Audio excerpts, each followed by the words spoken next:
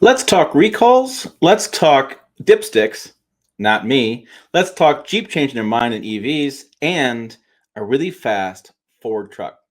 Yeah, lots of details. Hey, it's Tim, Pickup Truck Plus SUV Talk, and this is a truck news recap. You haven't seen this before, and judging by the view count lately and subscriber growth, you might not have. I try to do these every Friday and put them out as podcasts plus videos on the channel. Give you a little behind the scenes. What's going on in my world? What I've been up to? What's going on? And stories that don't quite make it into full video. Let's go ahead and get started on this. And I can open up another screen. A lot going on, without question. I'm going to go over here. If you haven't seen, I have a TikTok thing. Yeah, I've been doing TikTok for a little bit, and I had a video hit 3 million views. Yeah, other outlets have done this video as well, and mine hit 3 million. So nana boo boo. That is the no dipstick situation on the Ram 1500 with the Hurricane engine. Hurricanes don't have dipsticks, which is an interesting way to say it. But yeah, it's a change. They're working more like a BMW. There is a oil life indicator inside the cabin on the gauge screen, digital gauge screen behind the dash. There's also a oil fill level going on there, so you can actually see how much oil you have in the vehicle. Interestingly enough, an old neighbor of mine shared a story on Facebook saying that they had a Jeep. Well, they had a friend who had a Jeep Wagoneer. I know, friend of a friend story, and they overfilled it, and it sat at dealership for a week trying to figure out what's going on with the truck, or the wasn't Jeep wasn't doing anything, wasn't driving, wasn't operating correctly, and they couldn't figure it out because the oil level showed that it was full. Turns out they grabbed the wrong spec. They put too much oil in it, and there's no overflow or overfill. Yeah, overfill for the oil and the indicator. So, um, learning curve happening. There's also I talked about some oil filter replacement, a few of the details there. Plus the story right here, this video right here, you may not be able to see in the podcast. My friend and I went out to his Ram. He's got 2016 Ram, and I still have that 2025 Ram in my driveway, and it's $20,000 difference. And a video is launching later on tonight because I have so much stuff going on this weekend. Yeah, you're gonna want to watch that video. It's shocking, and I do a 0-60 test in that video. Never done one before, and I blow them away. And I think it looks cool on camera, but you guys have to judge me and let me know in the comments.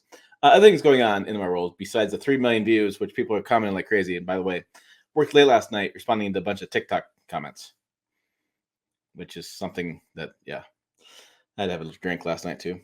So we have Jeep Wagoneer S details revealed. We have the Toyota Tundra recall over the engine failure concerns. We're wondering if that's the big recall that's going to impact the spun bearing issue. I had a dealership tech send me some photos of that.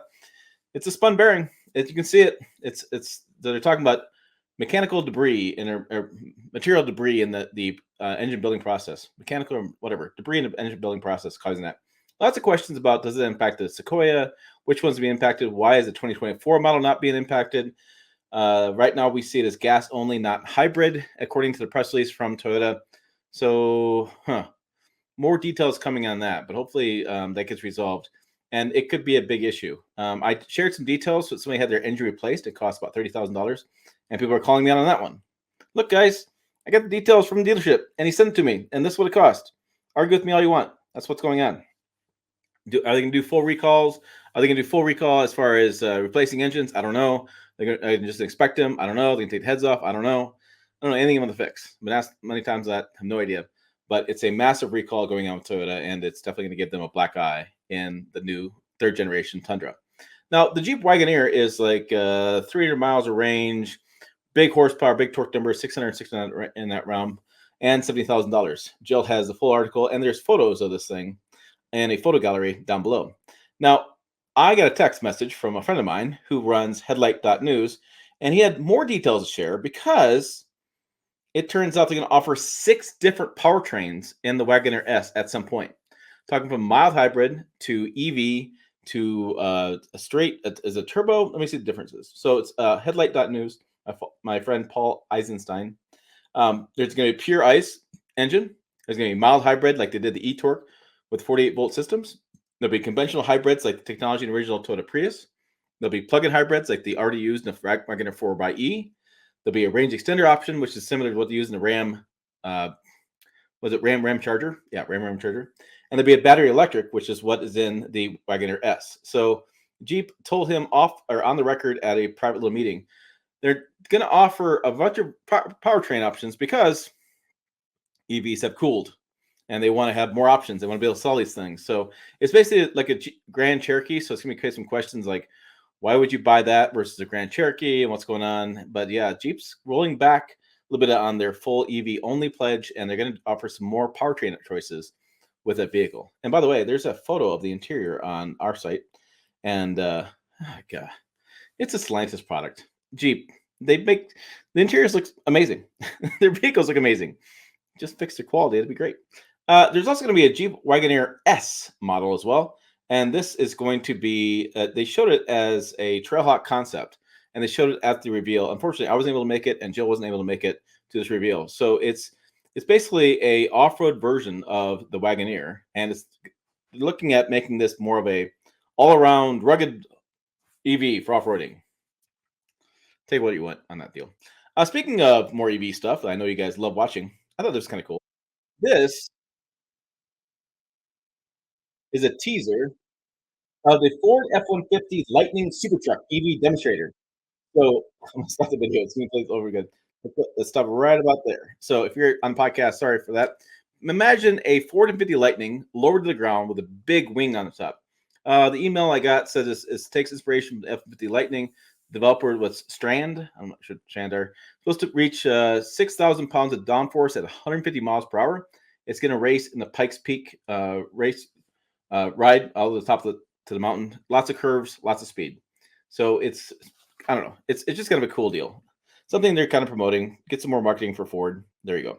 That's what that is. So let's go ahead and go back to, or let's go to the YouTube channel and what's going on there this past week. So lots of details, and I'm just kind of over the moon at the moment because there's so much stuff going on.